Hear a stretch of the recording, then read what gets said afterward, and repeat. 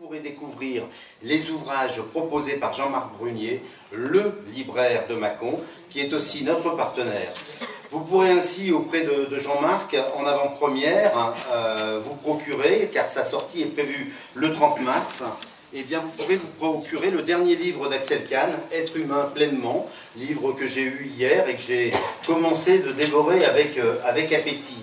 Vous pourrez également trouver le livre Entre deux mers, Voyage au bout de soi, alors qui ne sera pas dans ce format-là, mais dans le format livre de poche. Et là aussi, la sortie est pour les jours qui viennent.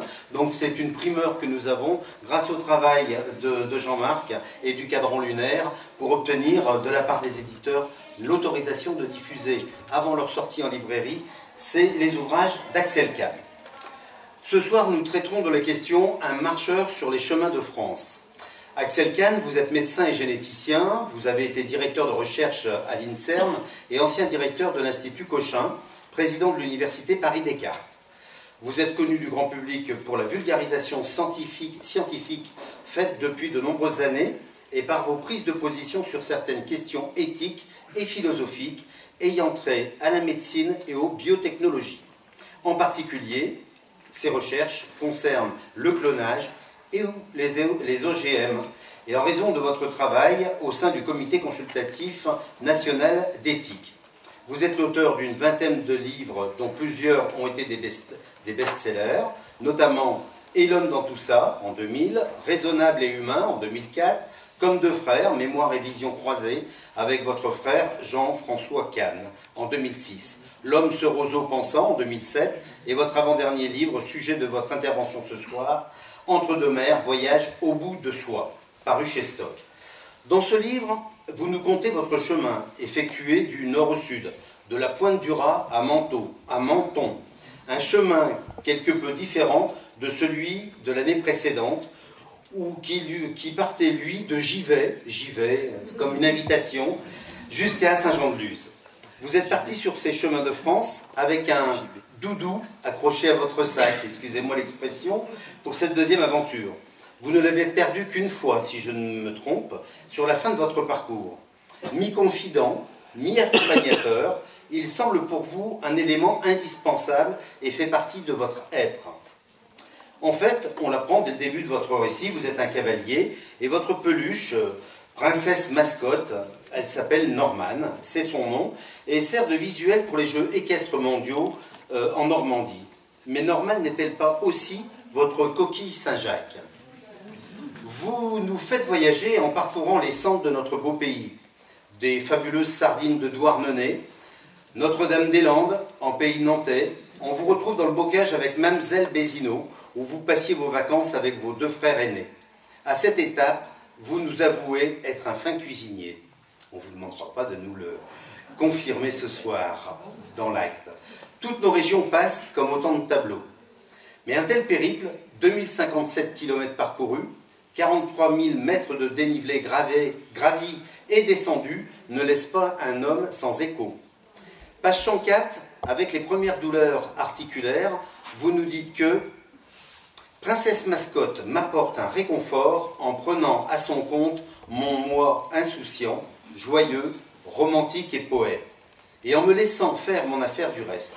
Ce dualisme me permet de garder l'univers enchanté de l'esprit à l'écart des tourments du corps que je parviens à quitter parfois pour ne plus ressentir que l'allégresse du chemin. On est ici dans un passage intéressant qui parle aux marcheurs, et notamment aux marcheurs solitaires, ceux qui font les grands chemins, les cheminots, comme vous les appelez. Ici, on sent le dualisme entre l'esprit et le corps. Vous nous en direz un peu plus durant votre intervention. C'est en Touraine, région de votre naissance, que vous abordez la mort, en déclarant « Comment ignorer que, chemin faisant, je me rapproche inéluctablement de ma propre fin, du terme de ma vie ?» La question existentielle de la vie et de la mort, vous la posez. Vous nous la renvoyez. Comment arrive-t-on à faire ce parallèle entre le chemin que l'on parcourt et sa propre vie? Lors de votre passage à Trimedinck, vous nous avouez avoir toujours été envieux de la foi des autres. Vous vous dites attaché à l'instruction civique et morale à l'école comme un contrepoids à la perte des références religieuses.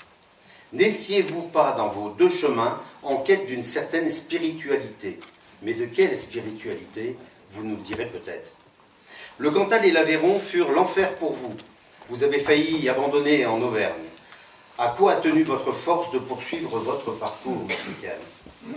Le passage du Rhône vous amène à entrer dans le sud de notre pays, avec des cols, des vallées, encore des cols et encore des vallées. Vous êtes dans la partie la plus dure de votre parcours et la plus exigeante.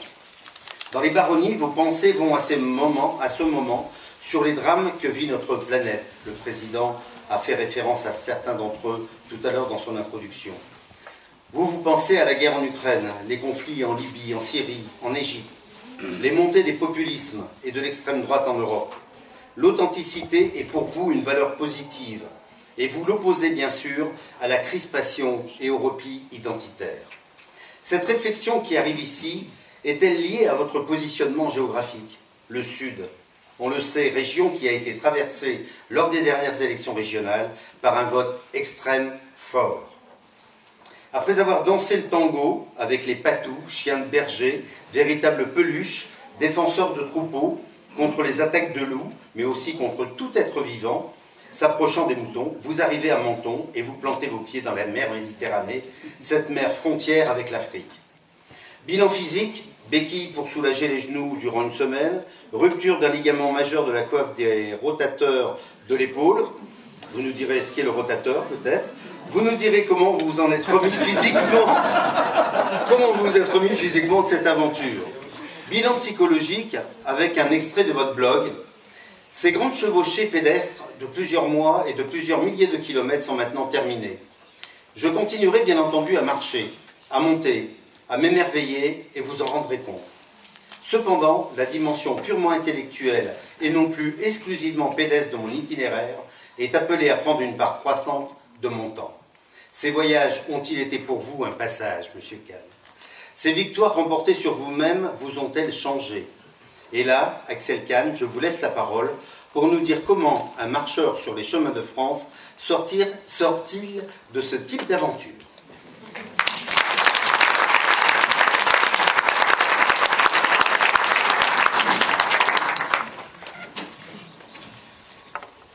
Je vais profiter des prouesses tout à fait remarquables de votre libraire, qui est parvenu à faire ce qui est totalement interdit et que on n'obtient strictement jamais, c'est-à-dire mettre à votre disposition 2 ouvrages près d'une semaine avant qu'ils ne soient en librairie.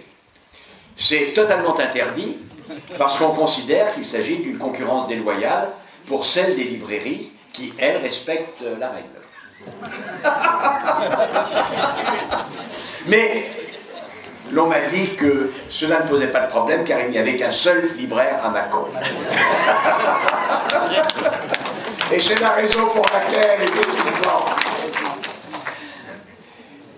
Et par conséquent, le fait que vous aurez, si vous le désirez, à votre disposition, non seulement les 2 ouvrages dans leur forme de poche, celle qui vaut si peu cher que pratiquement on n'a même pas besoin d'en parler.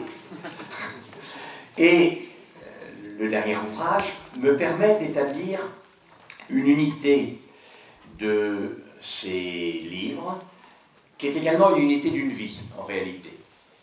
Et dans mon propos, et c'est une manière de répondre à cette introduction, d'ores et déjà, dans le propos, entremêlé étroitement, un itinéraire géographique de plus de 4000 km, si je prends les 2 diagonales, avec un itinéraire de vie, l'un et l'autre se croisant maintes fois,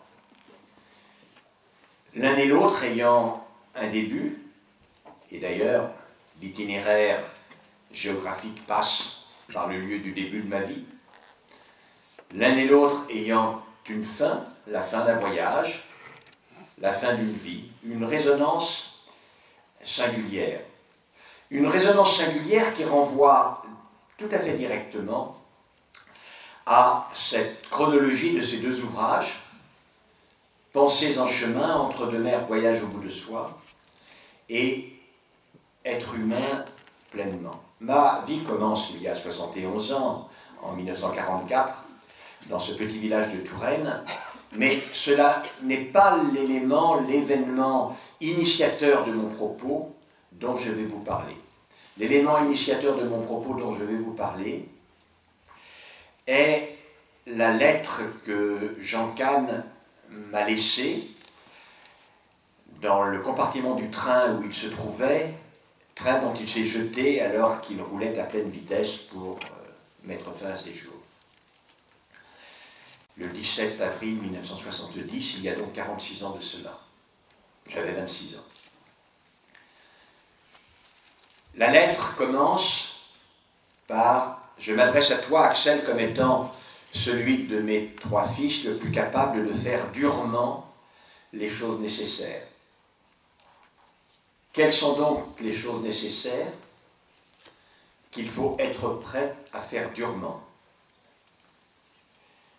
Et ensuite, la lettre s'achève, avec évidemment un développement plus personnel, s'achève par une injonction magnifique et redoutable, sois raisonnable et humain.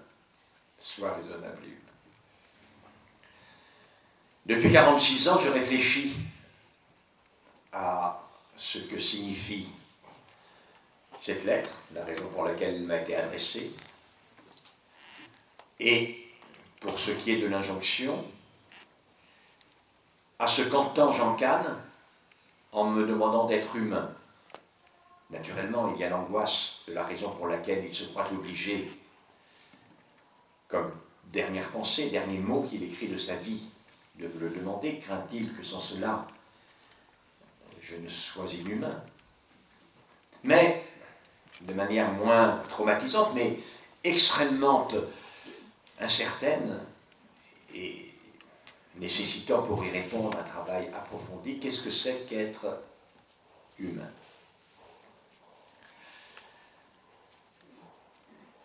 Lorsque, sur les pas de Jacques Lacarrière, que j'avais lu pour ma part dans les années 80, ce livre Chemin faisant, où il rend compte de son trajet depuis Saverne dans le nord des Vosges jusqu'au château Cathare dans l'Aude. Ce livre m'avait enthousiasmé, je suis depuis que je suis tout petit enfant, tout garçonnet dans ce village où j'ai été élevé en Touraine. Je suis un marcheur, j'ai marché toute ma vie.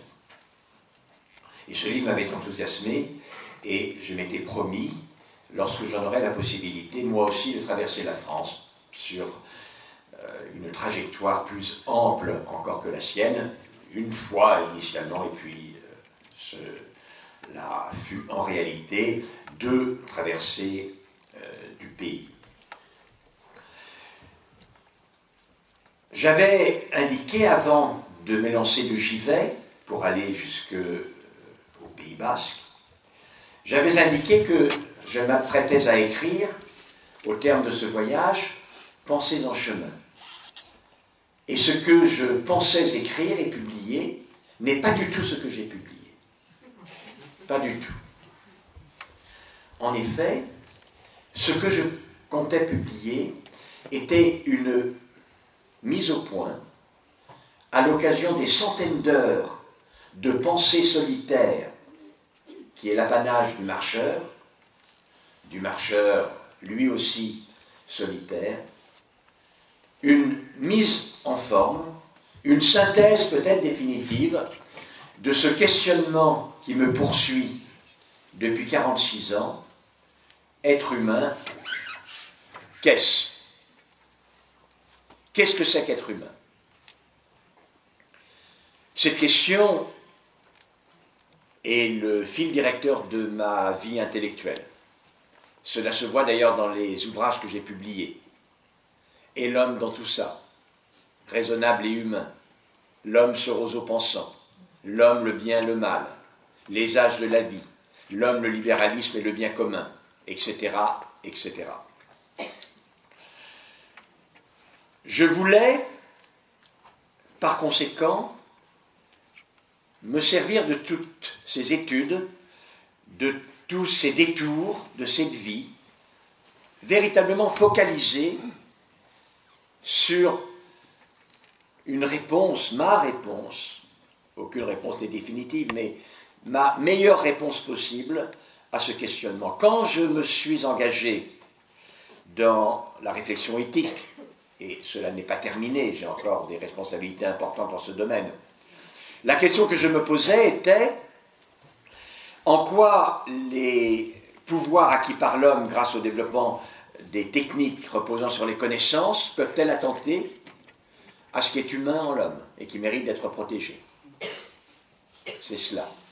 Lorsque je me suis aventuré dans l'arène politique, à la périphérie, c'est tout simplement parce que pour moi la politique c'était la possibilité d'envisager un système propice à l'épanouissement d'une vie authentiquement humaine. Mon livre d'économie, L'homme, le libéralisme et le bien commun, se focalise sur le rôle des échanges de biens dans l'émergence d'une humanité. Et les modifications qu'avait apportées au XVIIe siècle la philosophie, puis la politique, et puis enfin l'économie libérale.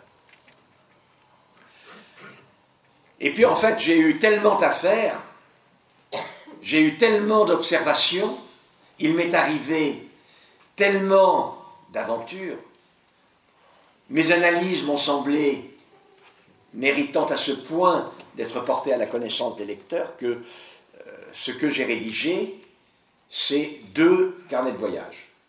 Pensées en chemin et Entre deux mers sont 2 carnets de voyage. Ce sera l'essentiel de mon propos de ce soir. Il n'empêche, évidemment, que ces pensées sur cette œuvre intellectuelle de ma vie, qu'est-ce que c'est qu'être humain? Je les ai eues, que voulez-vous? Et on les retrouve dans le livre qui vient de sortir, qui est Être humain pleinement. Le 17 avril 1970, Jean Kahn dit à son plus jeune fils, l'enjoint d'être raisonnable et humain. 46 ans après, son fils lui dit, écoute papa, cela fait 46 ans que j'essaye d'étudier ce que tu as voulu me dire. Je ne sais pas si je suis parvenu à comprendre exactement ce que tu entendais par là, mais en tout cas, mon travail, ma recherche, mes efforts sont sincères. Et là où j'en suis arrivé, c'est cela. Vous comprenez que la rédaction de ce livre, la publication de ce livre, est pour moi très importante et induit chez moi une certaine sérénité. Je ne reviendrai plus sur le sujet. Non pas qu'il n'y ait plus rien à dire, évidemment, mais d'autres s'y colleront. Moi, dans ce qui me reste à vivre, je n'aurai plus rien à ajouter à cet élément-là. La lettre de Jean Kahn commence aussi, et ça me permettra de répondre à une autre question, par « Tu es capable, Axel, de faire durement les choses nécessaires ». J'ai été amené à comprendre cette observation et cette qualification de son plus jeune fils comme la conviction qu'il avait qu'il était effectivement capable de témoigner, même dans des conditions difficiles, une volonté ardente. Quand il me dit d'être raisonnable et humain, je pense qu'il me demande d'être pleinement solidaire avec la société humaine à laquelle, dans laquelle je suis inséré, à laquelle je suis mêlé, de me servir de la raison pour déterminer ce qui est nécessaire, mais ensuite, lorsque je l'ai déterminé, grâce à tout cela, de le réaliser. Et si la seule possibilité d'y parvenir est de le réaliser durement, eh bien de ne pas hésiter. Cela a joué un rôle très important, surtout en 2014, dans ma 2e diagonale. En effet, la première diagonale de Givet à Saint-Jean-de-Luz s'est déroulée à partir d'Avallon et de Vézelay sur des grands chemins de randonnée, des chemins de pèlerinage.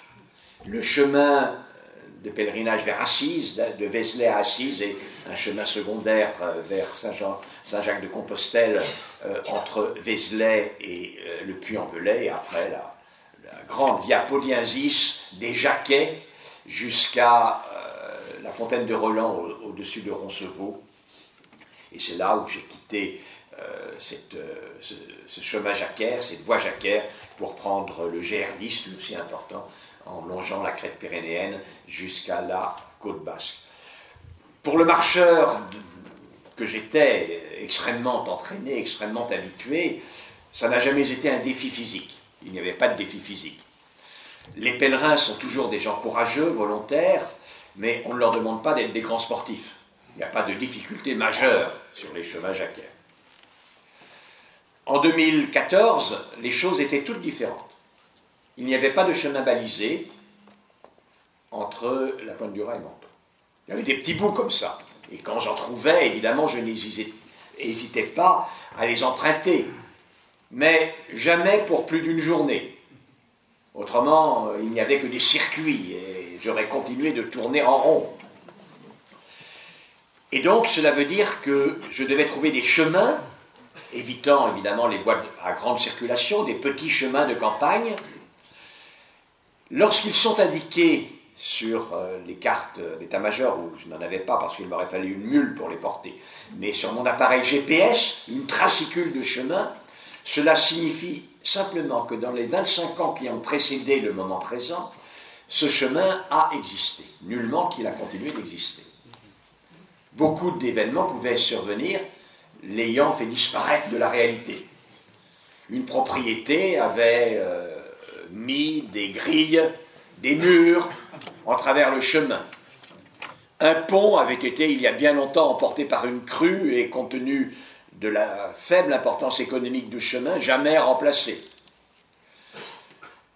Le chemin passant en forêt, il y a moins de chasseurs quand même qu'avant, avait cessé d'être débroussaillé par les chasseurs et était totalement impraticable, totalement envahi par les ronces. Le chemin menait dans le temps à une bergerie. Depuis Belle-Lurette en ruine, plus personne ne l'empruntait, il avait disparu corps et biens dans le maquis infranchissable. Et par conséquent, il m'est arrivé maintes fois de devoir rebrousser ce chemin, des fois faire des dizaines de kilomètres de détour, ou alors d'être vraiment perdu en rase montagne, dans un maquis infranchissable, ne pouvant passer qu'en grimpant sur des éboulis rocheux et des arêtes rocheuses pour me tirer de ces mauvais pas. En 2014, j'ai été incertain de pouvoir arriver au terme du voyage jusqu'à la fin. Les montées allaient encore, mais des fois j'étais perdu. Non, c'est pas moi qui sais. Je suis entendu sur vibreur, alors ça va. Les montées allaient encore, mais parfois j'ai été dans des situations très difficiles. Mais les descentes sans chemin tracé se faisaient en général dans des pierriers extrêmement instables. Et bien évidemment, j'ai évidemment le pied montagnard depuis si longtemps.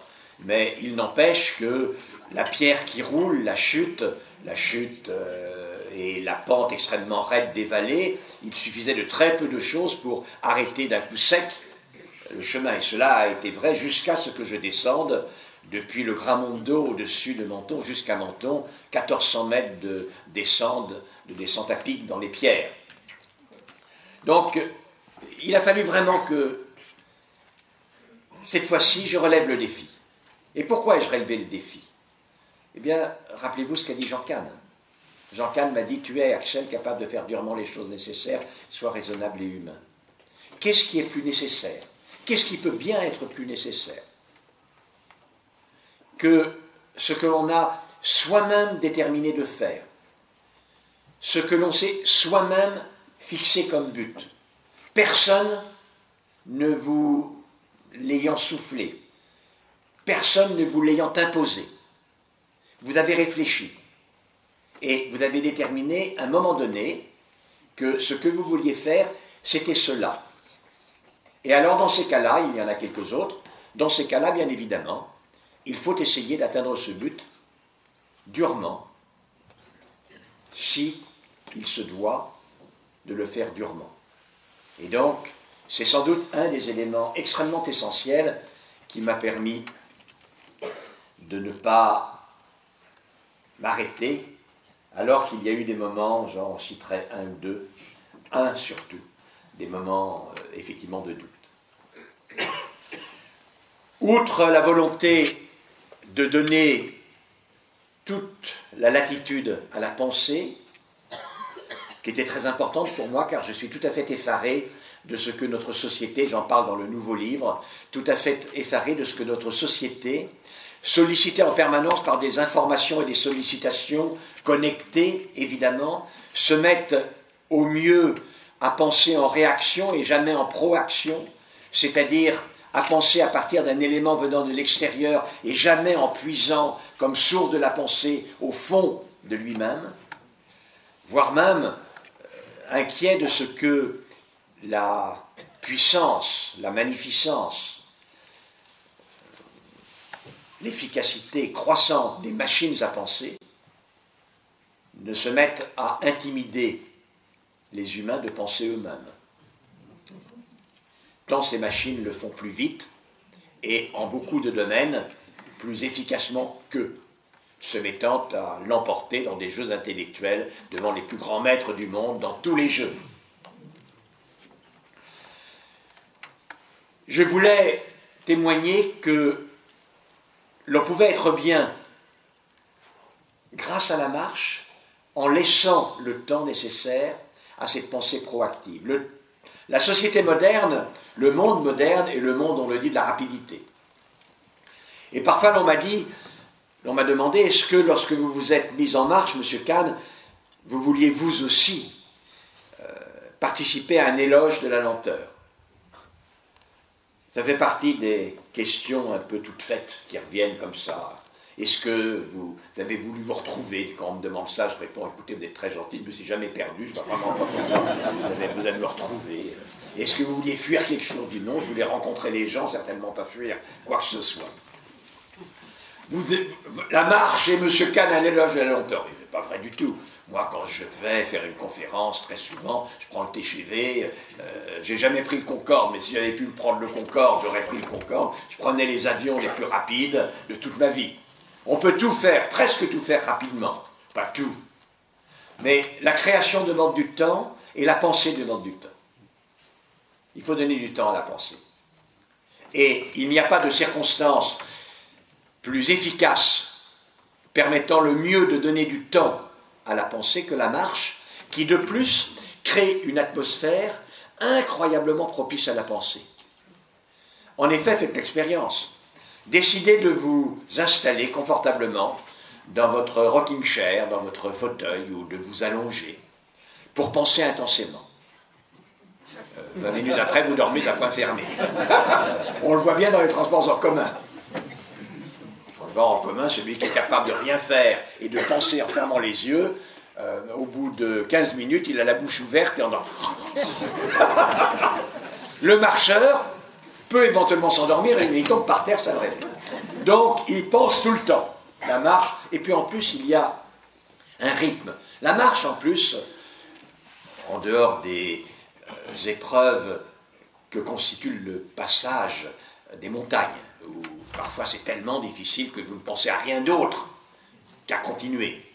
Mais sinon, la marche, la longue marche en terrain peu accidenté ou un peu accidenté, mais pour un marcheur entraîné, c'est une manière de vivre, c'est pas vraiment un sport, c'est une activité tout à fait naturelle. Et donc, ça laisse vraiment l'esprit d'une totale liberté. Vous pensez de différentes manières.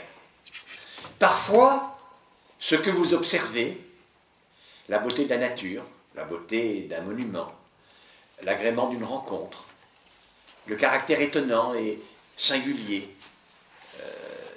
parfois même décalé, du chant d'un oiseau, quelques odeurs, l'odeur extrêmement vive des genêts, lorsque le soleil du matin, après avoir dissipé la brume, se met à exhaler cette senteur un peu poivrée. Bien d'autres choses suscitent la pensée. Il m'est arrivé en Saône-et-Loire de sentir les foins fraîchement coupés et d'avoir le syndrome de la Madeleine de Proust. Je me suis revu moi-même avec un jeune agriculteur de 18 ans, très bel homme, après avoir rentré les foins, la fenaison touchait à sa fin. C'était une grande charrette bien pleine que l'on remplissait à la fourche à l'époque, tirée par un cheval. Nous passions devant la maison d'une Parisienne qui était en vacances dans ce petit village, et mon compagnon me disait « Bon, ben écoute, tu prends le cheval, tu rentres jusqu'à la ferme, tu sais comment on fait ?» Et il passait par la fenêtre. Et vous imaginez bien que le garçon de 12-13 ans, qui était là, fantasmait un maximum sur ce qui pouvait bien se passer une fois que le garçon avait franchi la fenêtre. Voilà, donc ça, vous voyez bien ce syndrome typique de la Madeleine de Proust.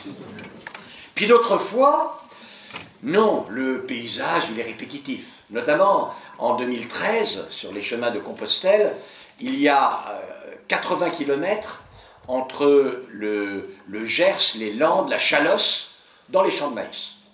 Alors là, le paysage, c'est tout sablonneux, c'est tout plat, c'est tout droit. Vous êtes entouré par des champs de maïs qui font 2 mètres, 2 mètres 50 par des épis de maïs de haut. Le seul agrément, ce sont les gigantesques machines à irrigation qui irriguent aussi bien les promeneurs que les maïs, sans aucune discrimination, ce qui est assez agréable vu la chaleur ambiante.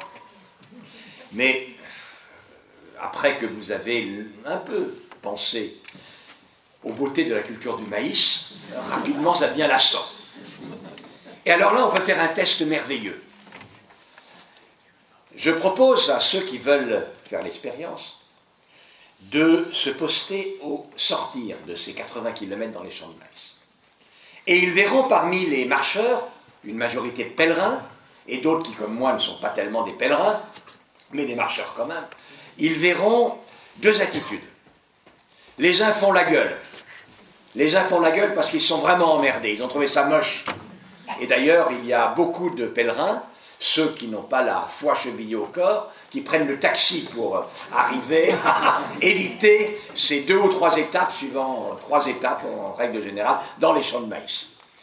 C'est très connu des pèlerins, il vaut mieux éviter les champs de maïs. Moi, il n'était pas question que j'évite les champs de maïs. Et puis il y a les autres, qui sont souriants, qui sont dilatés de bonheur. C'était mon cas. Leur vie intérieure est riche. Voilà. Parce que, effectivement, quand il n'y a aucune sollicitation, qu'est-ce qui se passe? Comment la pensée se déploie-t-elle? Eh bien, l'esprit fonctionne comme un générateur de représentations mentales. Et ces représentations mentales, ces pensées, ces idées, sont projetées à très grande vitesse sur l'écran de la conscience. Elles n'y restent parfois que quelques secondes. Et très rapidement, on échantillonne. Parfois, l'une d'entre elles, on ne sait trop pourquoi, retient l'attention. Alors on la saisit au vol, comme un papillon, comme cela, au filet. On la considère un peu. On peut la rejeter, mais on peut rester avec elle. Et parfois, on en fait le sujet d'une réflexion de toute une journée. Voilà comment se développe la pensée. Donc vous voyez bien que c'est le moment de la pensée en proaction, où la seule source de votre réflexion, elle réside en vous. J'avais dit avant de partir que, outre la nécessité de donner du temps à la pensée qui en a besoin, je voulais également prouver que l'on pouvait être vraiment heureux en ayant comme souci principal la quête de la beauté. Je reparle dans le dernier livre de la beauté, c'est un sujet sur lequel j'ai beaucoup travaillé, c'est une énigme philosophique extrêmement complexe. Pour un tout petit peu attiser votre sagacité intellectuelle, je vous pose comme ça une question. Le Grand Canyon du Colorado est très beau, le cercle du Gavarnie aussi. Les lys Martagon sont incroyablement beaux, bien entendu. Et puis il y a beaucoup de belles choses, un lever de soleil, un coucher de soleil, lorsque le ciel flamboie, une mer étale ou en furie, c'est beau. Cela étant dit, il y a 3 millions d'années, quand il n'y avait pas d'être vivant capable d'éprouver la beauté, ben, ce n'était pas beau. La beauté n'a strictement aucune signification, indépendamment d'un être susceptible de l'éprouver. Or, seul l'homme est capable d'éprouver la beauté. Donc la beauté du Grand Canyon du Colorado, qui doit avoir 350 millions d'années ou 400 millions d'années, est créée il y a 1 800 000 ans. Simplement. Pourquoi? Pourquoi il y a 1 800 000 ans, cet être capable d'éprouver une émotion esthétique se met-il à trouver beau un lever de soleil, un coucher de soleil, la mer, les lacs et le Grand Canyon du Colorado? Vous n'allez pas dormir ce soir. Ou vous trouverez ma réponse dans le livre.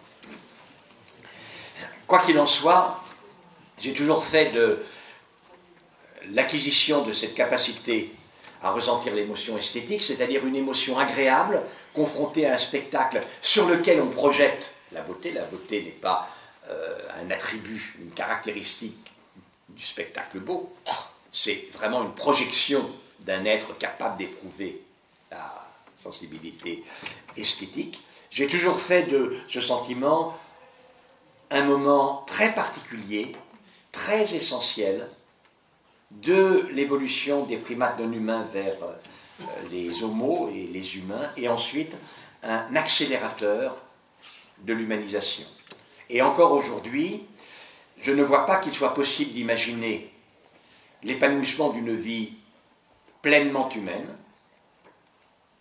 qui ne laisse pas une place importante à l'épreuve de cette émotion esthétique. Donc, j'avais fixé cela comme but.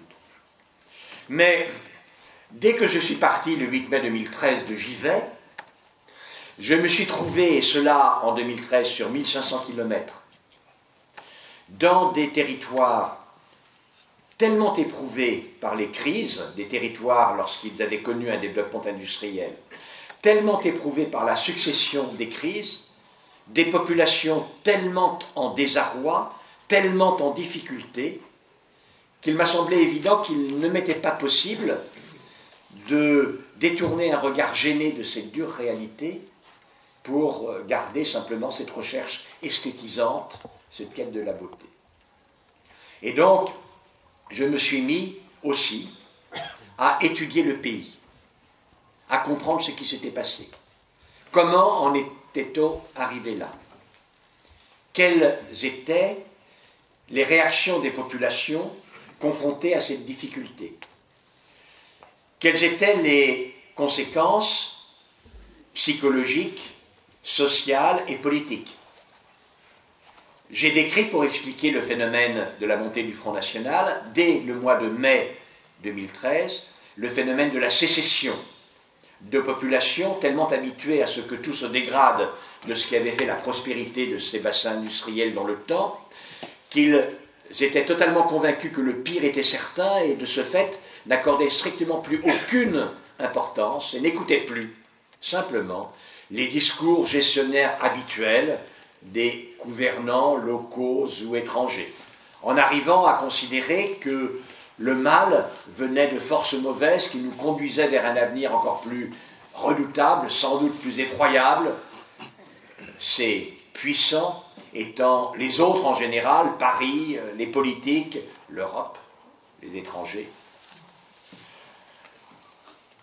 Lorsque je suis arrivé dans les territoires qui allaient mieux, tout d'abord dans le sud-ouest et puis en 2014 le Grand Ouest, je me suis intéressé à comprendre pourquoi ces territoires allaient mieux. Et si je parvenais à comprendre ces paramètres, comprendre pourquoi ces paramètres manifestaient-ils leur effet bénéfique là? Étaient-ils transposables ailleurs? En d'autres termes, est-ce que la situation que l'on rencontre en Bretagne, dans les Mauges, dans le Grand Ouest en général, où le chômage est inférieur à la moyenne nationale, entre 8,5 et 9% pour une moyenne nationale, le chômage a encore fortement augmenté ce mois-ci, est à 10,5, 10,6%, alors que sur la diagonale du vide en 2013, sur 1500 km, dans les bassins post-industriels, jamais je n'ai vu un chômage inférieur à 20-22% pour la catégorie A. Le pourcentage des populations résiduelles dans des petites cités qui s'étaient vidées de leurs habitants, avaient perdu les 2/3 de leurs habitants, était en général 50 à 70% des personnes aux minima sociaux. Deux mondes pratiquement. Comment cela pouvait-il se faire? Comment on pouvait le comprendre? Alors évidemment, il y a des explications, certaines explications sont évidentes et jouent. Par exemple, quand on est dans le sud-ouest du Tarn-et-Garonne à la Haute-Garonne, quand vous avez à la fois un pied de cocagne, où il y a strictement tout, où il y a le vin, où il y a les fruits, où il y a le foie gras, où il y a les canards, les oies, où il y a des grands fleuves, des terres extrêmement fertiles, où il y a l'aéronautique toulousaine qui pousse le tout, où il y a le tourisme, où il y a le soleil, ça aide quand même. Évidemment, ça aide quand même. Mais si c'est valable pour le Grand Sud-Ouest, et encore la Gascogne, ça ne l'est plus du tout pour le Pays basque français, pour les 3 provinces basques françaises, qui n'ont ni industrie, ni richesse agricole. Ils ont du tourisme, certainement, mais ça ne vaut pas plus que 10% de la richesse locale, et qui, après avoir été un territoire incroyablement pauvre au début du XXe siècle, est aujourd'hui un territoire qui témoigne d'un dynamisme totalement incroyable. Ça ne vaut pas non plus pour la Bretagne, qui n'a guère de richesse naturelle. Ils avaient la pêche, les sardines à Douarnenez, mais il n'y a plus de sardines. Dans la baie de Douarnenez, il n'y a plus du tout de sardines. Douarnenez est la principale ville de conserverie du pays, mais ils sont obligés de faire venir leur thon et leurs poissons du Maroc et d'ailleurs, car à Douarnenez, il n'y a plus de poissons. La pêche ne fait plus vivre quasiment personne en Bretagne. Et puis, de manière encore beaucoup plus étonnante, une fois franchi la Loire, à Ancenis, on se trouve dans le territoire sud du Maine-et-Loire, autour de Cholet, le Choletais, qu'on appelle les Mauges. Et dans ces Mauges, le promeneur attentif est très surpris. Il a des témoignages visuels d'un dynamisme incroyable. Dans chaque village de 500 habitants, même que de 500 habitants, il y a une usine pratiquement. Partout, il y a une agriculture intensive. C'est pas ce qu'ils font de mieux, mais enfin, une agriculture intensive à la bretonne. Le chômage dans le Choletais était à 6,5% il n'y a pas longtemps, il est encore à 8,5%. Dans des villes comme Pontivy, comme Loudéac, malgré la crise du port et autres en Bretagne, le chômage est à 7,5%. Le promeneur qui traverse Loudéac marche pendant 5 ou 6 kilomètres dans des usines agroalimentaires, les unes derrière les autres.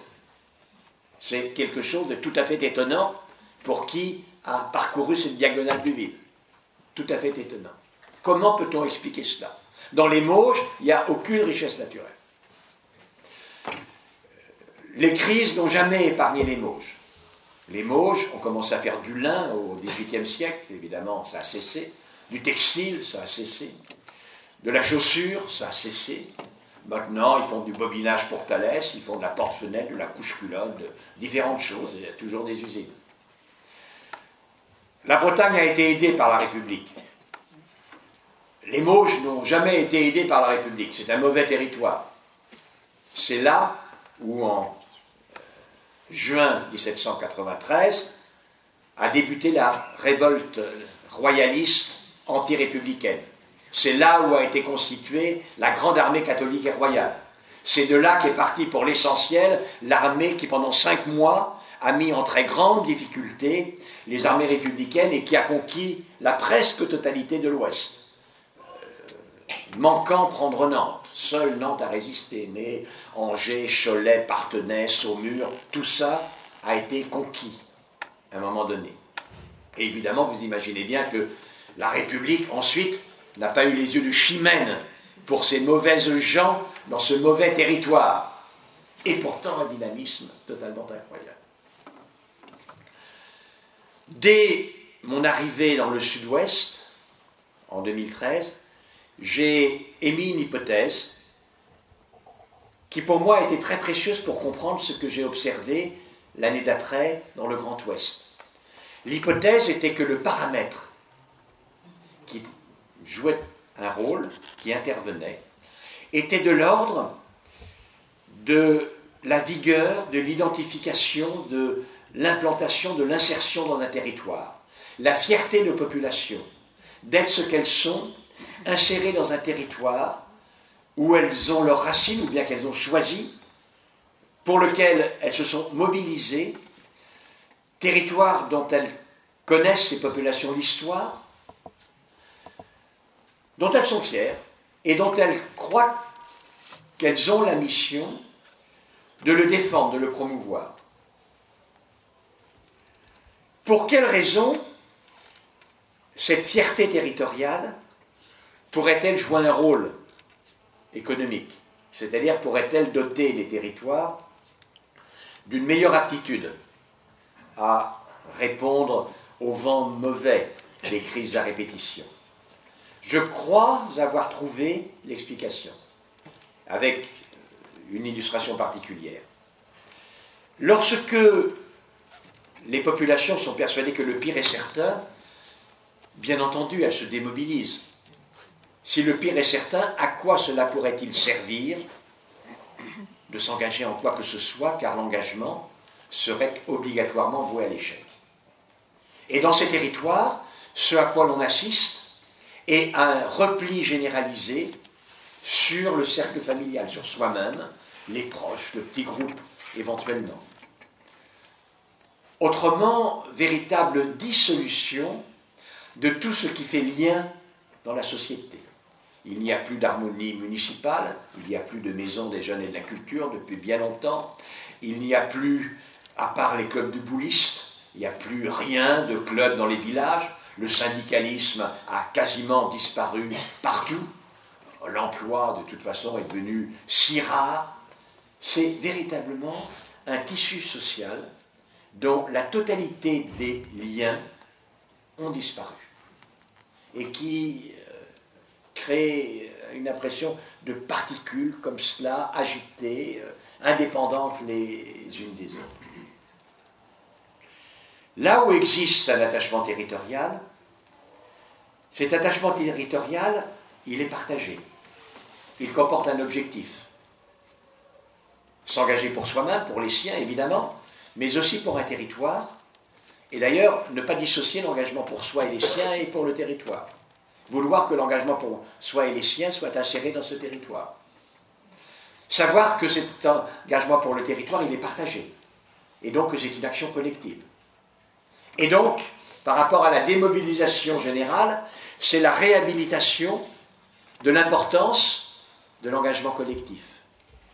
Or, bien évidemment, entre deux territoires en difficulté, l'un où il n'y a plus que des réactions individuelles aux difficultés, et l'autre où il y a et les réactions individuelles et la possibilité d'un engagement collectif. Il y a plus d'atouts dans le deuxième cas que dans le premier, bien évidemment. Ce que je dis là n'est pas une agression qui serait malvenue contre des populations de ces territoires de la diagonale du vide et d'autres qui seraient composés de mauvais gens n'étant pas capables de s'éprendre de leur territoire. Il faut, vous le savez bien, comprendre comment c'est peuplé, se sont peuplés ces territoires. Je prends souvent l'exemple de Mulhouse, qui est très frappant. Mulhouse, en 1750, à 6500 habitants. Lorsque la République de Mulhouse est intégrée à la République française, 8500 habitants. Quelque temps après, en 1850, 50 000 habitants. En 1900, 100 000 habitants. Ce n'est pas des Alsaciens du Sud, évidemment, qui sont là. Ce sont des gens qui viennent parce qu'il y a du travail, le textile, l'extraordinaire développement de l'industrie textile dans la région, dans des conditions sociales épouvantables, mais enfin c'est du travail. Et lorsque l'industrie textile disparaît, ben, évidemment, une grande partie de ces gens qui sont venus pour cela repartent. Et les cités se vident. Et ce qui reste dans les cités n'est pas forcément ce qui a le plus de ressort, bien entendu. Et on peut comprendre qu'en moyenne, il y a des exceptions, mais en moyenne, le type de l'attachement de ces gens qui sont venus là pour travailler, il n'y a plus de travail, pour le territoire, de mobilisation pour les territoires, ne peut pas être comparable à la mobilisation d'un Breton pour la Bretagne, d'un Béarnais pour le Béarn, ou d'un Basque pour le Pays Basque. C'est tout à fait évident, cela. Et donc, il y a objectivement des situations qui sont beaucoup plus difficiles. J'ai décrit, on parlait tout à l'heure de la montée des votes à l'extrême droite, j'ai expliqué un peu dès mai 2013 comment je voyais cela et quels étaient les éléments fondamentaux. On a dit que le Grand Sud-Est était un territoire où le Front National s'était enraciné, mais moins que mon territoire familial, où j'ai ma maison, qui est les Ardennes. Pas les Ardennes, enfin c'est Champagne-Ardenne, moi je suis dans l'Aube. Ma famille paternelle et maternelle, et maintenant j'ai une propriété familiale là-bas. Dans les villages aux environs, aux dernières élections, le Front National était à 56% au premier tour. Ce sont des territoires où il n'y a pas de travailleurs étrangers. Il n'y a pas de travailleurs étrangers. Il n'y a pas vraiment d'insécurité.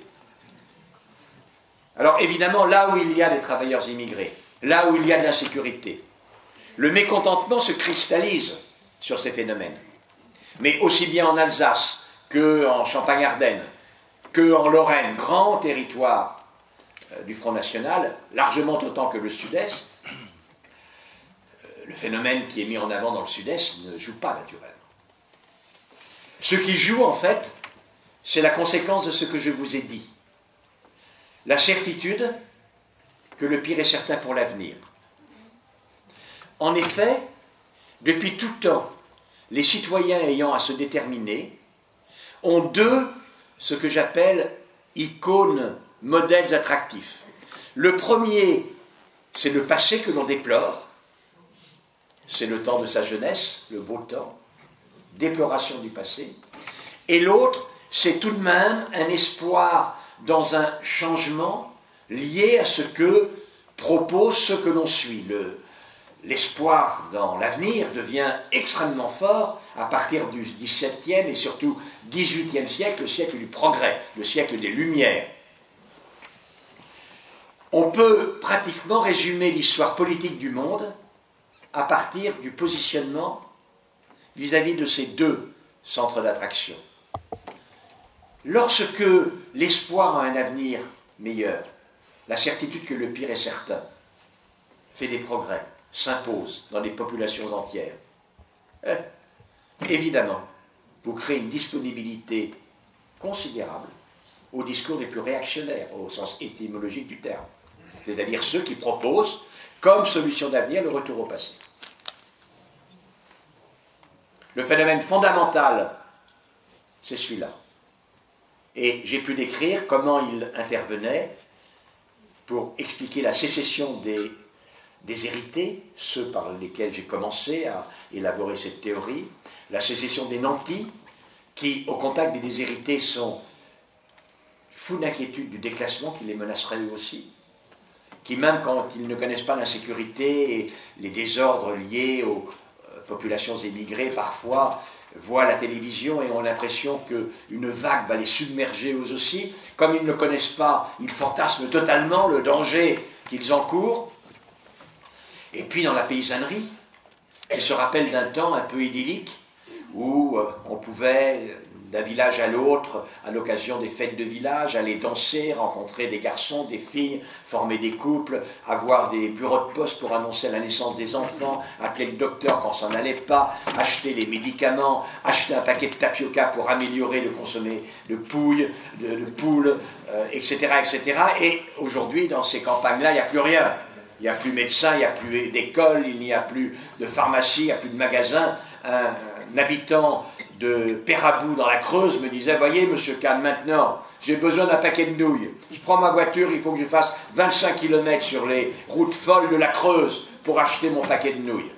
Comment voulez-vous que cet homme-là, il ne considère pas qu'hier c'était même un peu moins difficile qu'aujourd'hui et ne craigne pas que demain ce soit plus difficile. Sécession rurale. Je raconte cela à un journaliste de La Montagne, à Aubusson, un peu après Pérabou, et ce dernier, un peu affolé, me dit, mais alors, monsieur Kahn, d'après vous, n'y a-t-il rien à faire pour éviter l'aggravation du phénomène? Je lui dis, si, il y a une chose à faire, mais une seule. Le reste est totalement dérisoire. Si vous voulez éviter que des pans entiers de la population française ne continuent d'accentuer leur sécession d'avec, on va dire, la politique ordinaire, la politique gestionnaire, alors débrouillez-vous comme vous le voulez pour donner des perspectives de développement culturel et économique et culturel au territoire. Économique et culturel au territoire. D'ailleurs, et c'est pour ça que je suis tellement heureux de venir m'exprimer dans cette maison des jeunes et de la culture, ce serait une erreur de considérer que ces perspectives de développement économique et culturel sont des perspectives séparées. Ce ne sont pas des perspectives séparées, en réalité. Et une question majeure se pose dans des territoires qui sont menacés de désertification, qui sont menacés de progression de la sécession, c'est comment essayer de réenchanter les perspectives d'avenir.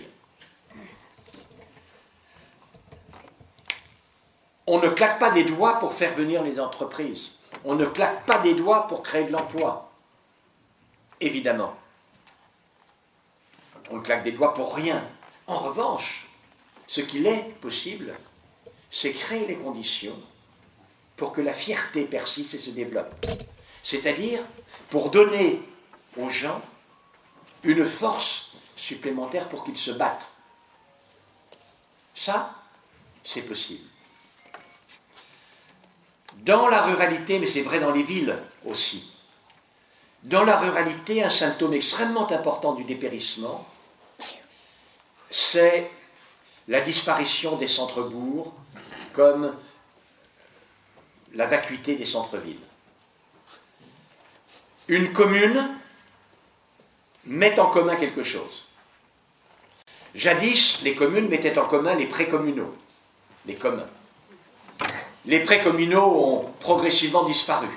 Il reste des bois communaux, mais de moins en moins. La plupart des bois, même, sont privés aujourd'hui. La seule chose qu'une commune ou qu'une ville peut vraiment mettre en commun, ce sont des endroits où les habitants, en commun, ont intérêt à venir et plaisir à venir. Parce qu'il y a des magasins, c'est une première solution, mais comment faire en sorte qu'il persiste des magasins? Problème majeur. Dans des petits villages, bien évidemment, aujourd'hui, un petit village de 400 habitants a beaucoup de difficultés pour garder un seul commerce. Et alors là, il se passe des choses remarquables dans la ruralité en particulier, dans les villes aussi, plus qu'on ne le croit. Il y a beaucoup d'élus qui, en fait, se sont rendus compte de cela. Et qui, essayant avant tout de donner du dynamisme économique à leur cité, commencent par donner du dynamisme dans la forme de l'envie de s'engager. C'est-à-dire créer des événements mobilisateurs pour toute la population, en se disant si la population se mobilise, elle sera mobilisée également pour le reste. Deux exemples qui m'ont beaucoup marqué. Un qui est très récent, j'étais il y a 3 jours dans l'Angoumois, j'étais il y a 2 jours en Saintonge et aujourd'hui en Bourgogne, et tous les jours dans des endroits différents. Je complète cette connaissance que j'ai de la France, une excellente connaissance. Il y a peu de Français qui connaissent leur pays autant que moi. Et évidemment, je complète ces observations. Ma première observation, mon premier conte heureux, c'est un très petit village du sud des Hautes-Alpes. Il s'appelle Lardier-Valençay.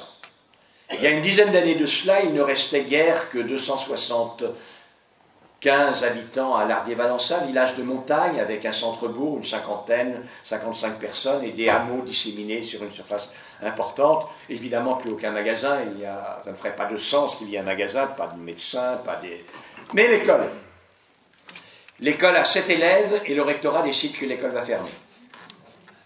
Le maire de l'époque, qui est un arboriculteur, fruiticulteur de poires, prend ses engins d'exploitation en fruiticulture et va dans la cour de la préfecture, il entre, il bloque tout et il annonce qu'il ne partira pas. Et d'ailleurs, en plus, il décide de cesser désormais d'organiser quelques scrutins que ce soit dans sa ville, tant qu'on ne lui donne pas la garantie que l'école persistera. Bras de fer, 3 semaines. Au bout de 3 semaines, un compromis est trouvé, l'école persiste.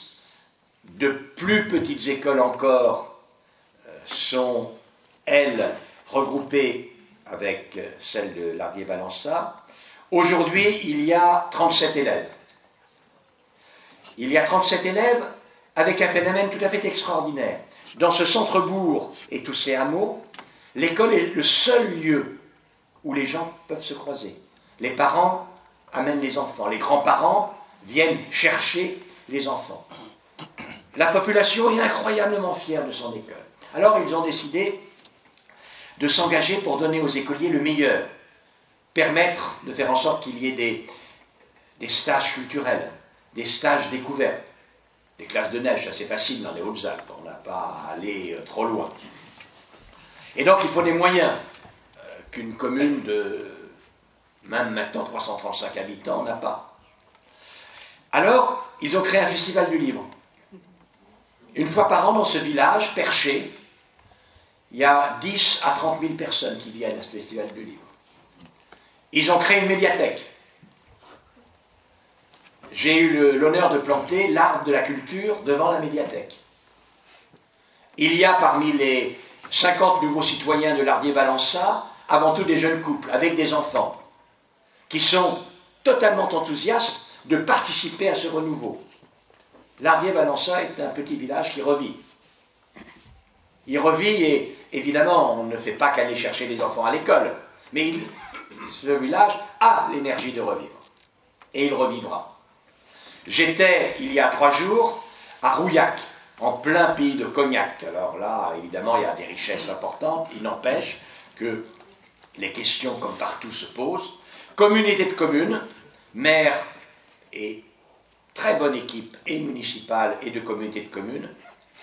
Ils décident dans chacun des villages de la communauté de communes, il y a 13 villages, ils décident une fois par an de faire une grande foire, une grande fête, un grand événement culturel, faisant venir des artisans, des arts plastiques, des peintres, des dessinateurs.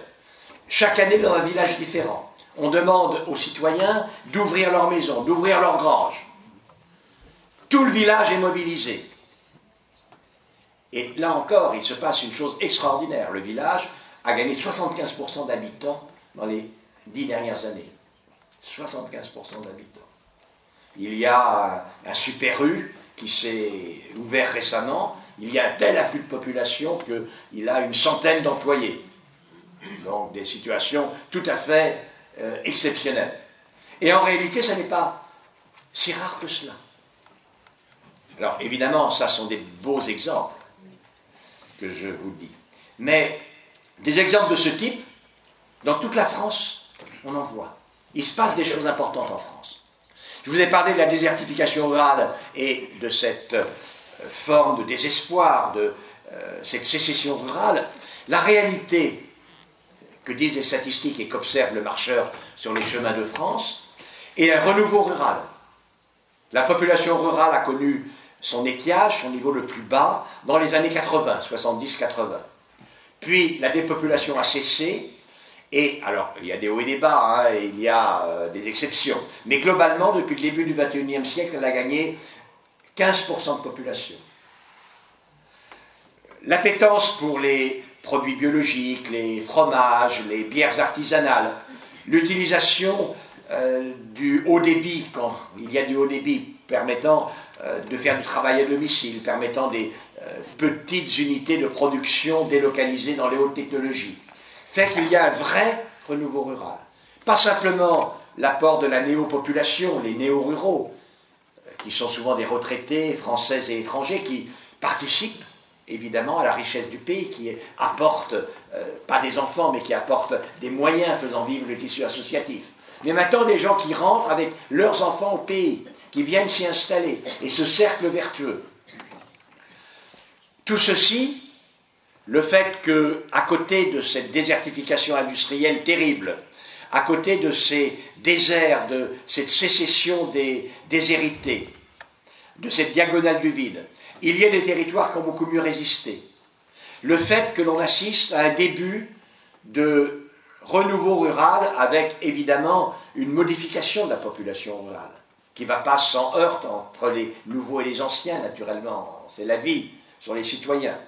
Le fait qu'il y a, et j'en ai rencontré, des gens qui manifestent un vrai optimisme, m'amène à dire, in fine, après ces 2 traversées du pays, qu'en réalité la France va quand même moins mal que les Français ne pensent qu'elle ne va. La France va quand même moins mal que les Français ne pensent qu'elle ne va. Ce qui n'est pas minimiser les difficultés. Elles sont réelles, elles sont constantes. La difficulté supplémentaire, c'est que la réalité objective n'est pas la manière dont la France va, c'est la manière dont les Français pensent que la France va, qui est la réalité politique et qui est la réalité objective. Et là, il y a énormément, évidemment, de travail à faire. Je voulais également connaître la beauté, je l'ai connue naturellement. Des moments tout à fait extraordinaires. J'aurais tant de moments à résumer, je ne vais en citer que 2 d'entre eux. L'un lors du premier voyage et l'autre lors du deuxième voyage. Lors du premier voyage, après 1 mois de randonnée, durant le pire printemps pourri que le siècle ait connu, je partais le matin, il faisait 2 degrés, il pleuvait matin, midi et soir, la nuit j'entendais la pluie, le matin je repartais, il grêlait, il pleuvait, j'avais 5 ou 6 couches de vêtements, la France était inondée. Enfin, à partir du début juin, il a fait beau, et quand je suis à Conques, le 4 juillet, il fait très beau. À 21h30, les pèlerins se sont, comme tous les soirs, assemblés pour entendre frère Jean-Daniel leur présenter le tympan de l'abbatiale de Conques, le Jugement dernier, un des chefs-d'œuvre du roman. Et après, il est entré, comme tous les soirs encore, car il est organiste dans l'abbatiale pour jouer de l'orgue. Ce soir-là, la luminosité est très singulière. À 21h30, évidemment, le soleil a disparu derrière les crêtes du Rouergue depuis longtemps, mais on en voit encore une certaine luminosité qui se combine à celle de la pleine lune, presque pleine lune qui est en train de monter. Alors que les lampadaires autour de la place moyenâgeuse de Conques ont été allumés. Lumière très composite que je vois de l'intérieur de l'abbatiale, de la basilique, adossée à un pylône, un pilier, à une colonne, surmontée d'un chapiteau roman présentant l'arrestation de la jeune Sainte Foy à Agen au IVe siècle de notre ère. Et cette lumière mélangée, complexe, est transformée encore, irisée en quelque sorte, alors qu'elle passe à travers les vitraux en verre soufflé de Pierre Soulages. Elle est décomposée en maints pinceaux qui semblent comme caresser les chapiteaux romans, en soulignant le relief, la beauté, parfois créant une véritable fantasmagorie. Comme si tout cela ne suffisait pas, S'élève alors la musique de l'orgue de Jean Daniel, mais ce soir-là, il est accompagné, à l'autre bout de la basilique, d'un trompettiste virtuose. Et les deux instruments se répondent, se parlent, à travers la basilique. La musique semble venir vers nous, s'enrouler le long des colonnes, arriver au chapiteau, être renvoyée par la voûte romane et, comme une pluie plus diffuse, revenir ensuite vers nous, dans cette luminosité magique. Ces moments-là, où l'impression de beauté est telle que rien de plus important n'existe, où la joie et le bonheur d'être est à son maximum, où il n'est limité que par, malheureusement, la certitude que l'instant ne sera pas éternel, qu'il sera transitoire, c'est ça que l'on appelle l'impression du sublime. Et je dois dire que ce soir-là, cette impression du sublime était sublimée elle-même par un phénomène singulier. Moi-même, à 15 ans, j'ai cessé de faire l'hypothèse d'une transcendance divine. Pour le dire plus simplement, je suis d'un agnosticisme d'airain et total. La basilique Sainte-Foy était avant tout emplie de pèlerins qui, eux, étaient des gens de foi. Très grandes, moyennement grandes, mais en tout cas des gens de foi qui avaient leur crédential, qui faisaient tamponner tous les soirs dans le chemin de Compostelle, qui espéraient un jour avoir leur Compostella complète, des vrais jaquets. Eh bien, dans cette impression du sublime, il n'y avait pas l'épaisseur d'une feuille de papier à cigarette entre leur émotion et la mienne. Et que l'émotion soit conjointe de celui qui ne croyait pas au ciel et de ceux qui y croient, m'a semblé magnifique. Absolument magnifique. Quand vous m'avez parlé de spiritualité, vous avez compris que moi, l'hypothèse d'une spiritualité transcendantale, je ne la fais pas. En revanche, l'esprit et la beauté de l'esprit humain, capable de communier dans l'émotion de la beauté, ça, c'est ma spiritualité. Ça, c'est effectivement l'esprit auquel je suis éperdument attaché. Un an après, vers le 17-18 juin, je suis, après avoir franchi la Brenne, je suis au sud de l'Indre. Mes pas sont dans les pas de George Sand. Et je suis très ému. J'ai été un grand amateur, et toujours, des romans de George Sand. Je suis un amoureux fou de la campagne, vous l'avez deviné. Et les romans de George Sand m'ont absolument passionné. Je sais, et j'ai appris le rôle que la Dame de Nohant avait joué, attirant dans le château de Nohant tout ce que Paris, la France, comptait de plus grands esprits, ayant fait de certains ses amants, Alfred de Musset, Frédéric Chopin, mais elle a fait venir également Delacroix, bien d'autres. Et j'ai peur d'être déçu, tellement j'attends de ce territoire. Et puis, après Éluson, j'aborde la vallée des peintres, où pendant 100 ans, 150 ans, se sont succédés des générations de peintres, créant ce que l'on appelle, dans cette vallée cristalline de la Creuse, ce que l'on appelle la vallée des peintres, justement, ou l'école de Crozant. Sont venus les plus grands, là. Monet, à Fresséline, a peint ses premières séries. Les séries de la confluence entre la Petite Creuse et la Grande Creuse. Un rocher granitique aux différentes heures du jour et par différentes situations météorologiques, en particulier. Picabia également a commencé une de ces révolutions de style fulgurantes, absolument fulgurantes, et a laissé 5 toiles qui, à mon avis, sont parmi les 5 toiles belles de Picabia. Et là encore, j'ai tellement imprimé dans l'esprit les tableaux de l'école de Crozant. Je sais que depuis que ces peintres ont réalisé ces chefs-d'œuvre, la Creuse a été barrée par le barrage d'Aiguzon, que maintenant la Creuse est sur une grande partie de son cours à ce niveau-là, le lac Chambon, et donc pas le même caractère, j'ai peur d'être déçu. Et je ne le suis pas. Je suis ébloui. Je suis subjugué. Je pars très tôt le matin d'Aiguzon pour aller à Crozant, pas très loin, mais par un chemin en balcon sur une pente très très raide, au bord de la Creuse et du lac Chambon. Il y a eu la nuit un orage terrible qui a d'ailleurs abattu beaucoup d'arbres, qui seront des obstacles à ma progression. Et souvent, avant que la journée confirme qu'elle sera belle, après un orage de cet ordre, une brume épaisse empêche le promeneur, qui est 150 mètres au-dessus, de voir l'eau. Mais je suis certain de voir dans la brume un couple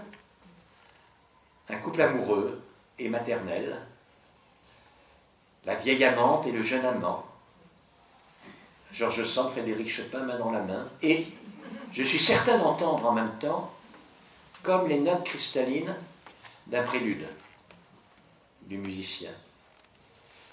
Sur le coup des 10 heures, le soleil darde dur, il dissipe la brume et le mirage, mais la féerie ne cesse pas, car le caractère cristallin des notes est remplacé immédiatement par les 1000 fleurs réfléchis par les cristaux de quartz et de mica de cette vallée cristalline qui, dans des reliefs incroyables, tombe dans cette Creuse endiguée, par moments tumultueuse, aux confluences, par moments lac étale, avec un jeu de lumière, et je progresse dans cette féerie lorsque je m'arrête, saisi.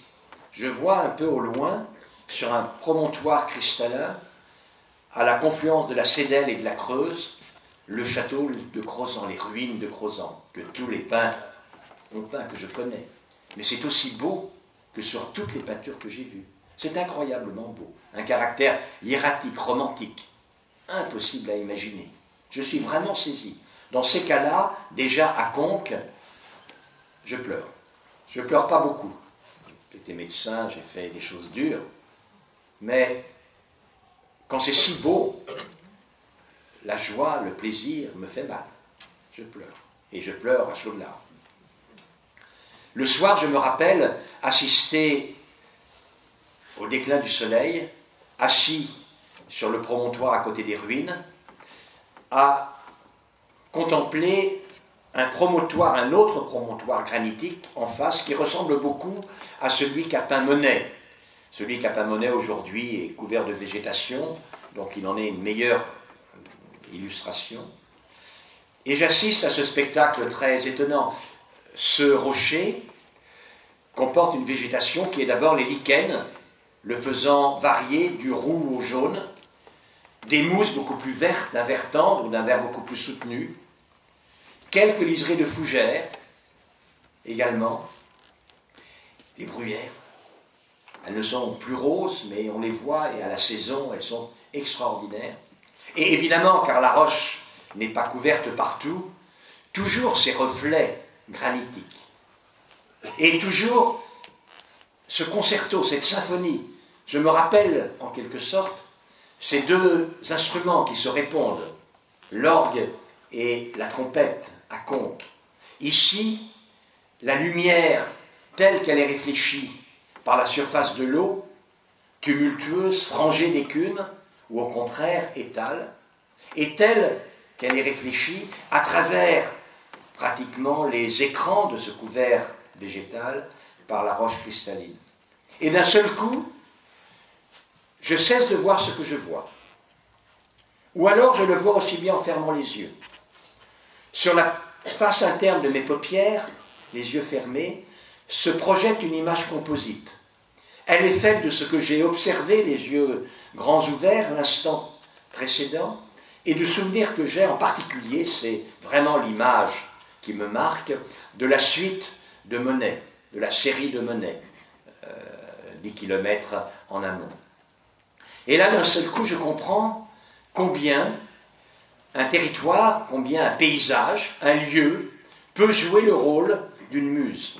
Et combien ce territoire peut engendrer une énergie qui est de celles qui font naître les révolutions artistiques, ici.